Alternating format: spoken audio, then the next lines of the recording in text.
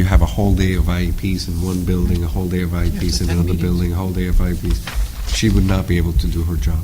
It would just be impossible, which is why it's why we got caught, because we've been doing without for so many years, then finally the state. Well, I know I've been to IEP meetings and the director has not been there. Mhm. So you can't say she goes to all the meetings because I've been to at No, least 15 I'm saying and she she's not would been have to. there. Okay. She would have to. Hopefully there's been an administrator in all your meetings. Yes, there has been. That's the requirement, and the problem is principals are saying, you're asking me to do 10 times more supervision and evaluation with this new program, yet you want me over there as well. But as a parent, you want an administrator. I'd rather have an administrator in the IEP meeting than someone who's never met my child in their life. You just contradicted yourself. No, You said you don't want an administrator, but you want No, an I want the administrator. No, building. he said I'd He's rather. talking about I'd rather have the principal. building administrator He's at the talking about the IEP principal. meeting than a special ed director because They work more they have closely no with your idea who child. my child is. None. The administrator does. Says hi every morning. Lot different. That could be one of those areas that I go back to the administrators and say, maybe not this way. That's why you have this discussion time. Dr. Colley, how many, earlier you mentioned the grade level at the elementary school, how many kids were reading at grade level?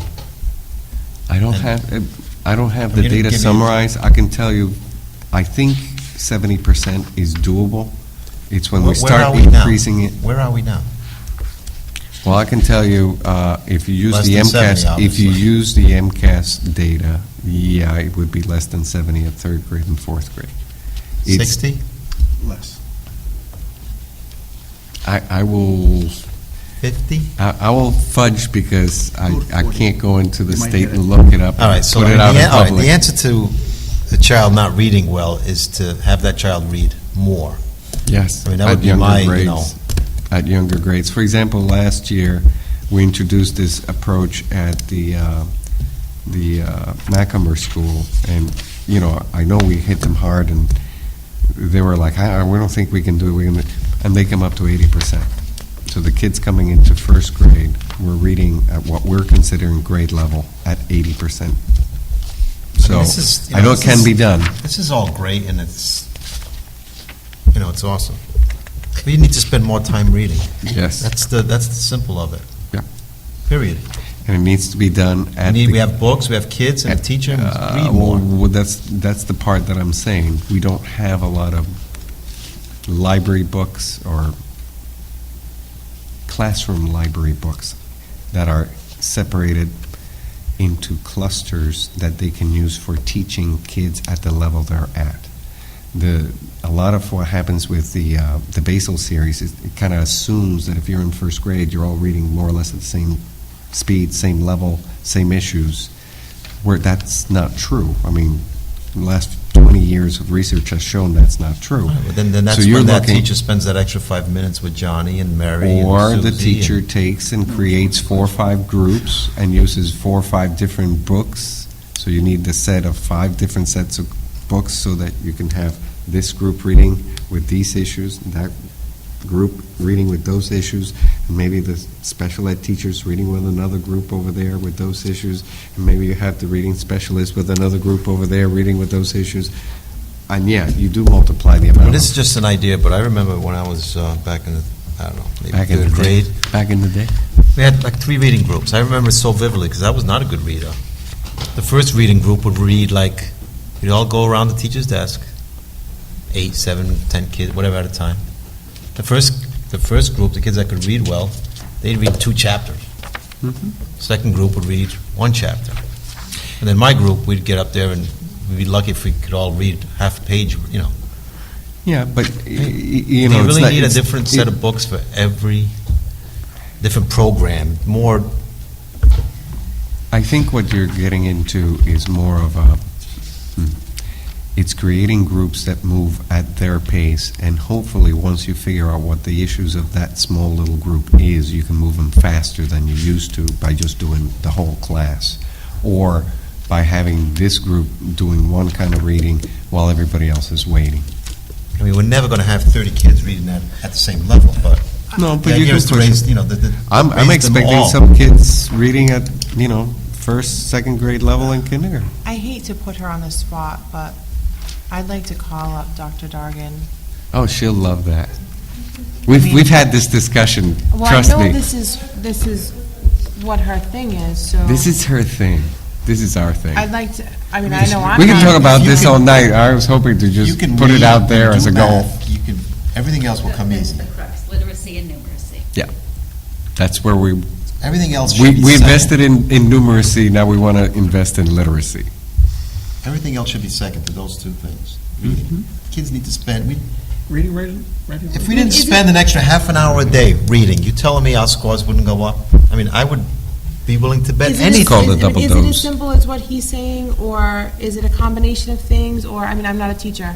It's a combination now. So just for instance, one of the recommendations this year when we do our curriculum leadership teams, we have English language arts. We really need to break that up because that's reading, that's writing, Right. that's comprehension. And so the teachers do have a full plate, and guided reading is one aspect of reading instruction. Right. And, we have a teacher here who will tell you, we do have a lot of materials. We have a lot of classroom libraries. We have some leveled readers that teachers have access to. We have started to establish some skills, such as using foundations for phonics at grades 1 and 2. But we really haven't defined our true reading program. And it really is, in many ways, an undefined writing program. So that if I was just saying to my colleagues back there, if I like using one graphic organizer, the web or the T-chart, to teach my kids even how to write, then the following school year I might have a teacher who likes that exact same graphic organizer. But yet now I'm a student who that's not my favorite graphic organizer. I can't use that. I don't like that. I'm not a visual learner, etc. We have yet to define even where we're going to expose our children to those many different things. tools and resources.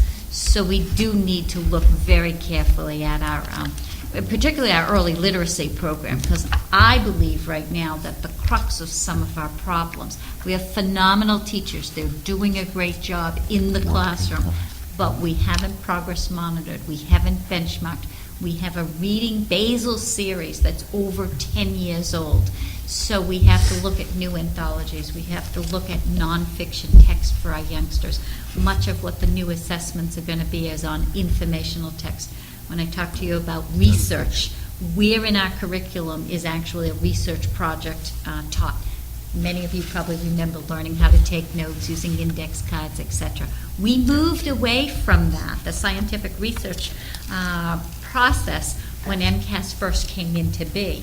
And now all of a sudden the pendulum is shifting, and we've got to start defining where in our curriculum a lot of that is. So but along with each of these new programs, such as the Go Math program, along comes professional development too as well. So our teachers now have spent the last 8 school days beginning to implement the Go Math program. And now they're saying, we need help with how to organize the materials. The teacher's guide says we're supposed to have this. How do we access this online material? So for every purchase or every consideration of a new program, we have to remember professional development has to go along with it too. I don't know. We could hand out the newspapers to all the kids every morning and say, read. The newspaper's written for an average 5th or 6th grade student. That's the readability scores of the most newspapers in the United States. I don't know. Just year after year, not me, but others before me sit here and. We're better now than we were 3 years ago. At least we have pinpointed the areas where we need help. And we started with math. We've got the math. We do need more staff training. Now I'm saying there's other pieces that we need to put in place. Would a half hour that Mr. Viveras stated be a huge increase? In reading? Mhm. Well, one of the things that we had talked about with the reading specialists over at the elementary school is, now that the teachers really understand guided reading, is now having our reading specialists train parents, grandparents, senior citizens, volunteers who will actually come into our schools and listen to youngsters read. And in order to perfect that, a lot of it is the fluency for comprehension to happen. So where do our youngsters actually have that opportunity to just round robin practice reading? And so if we train volunteers to come in, we'll be providing more of that opportunity for our youngsters to practice reading. How much of that, how much time do you spend right now at the elementary school?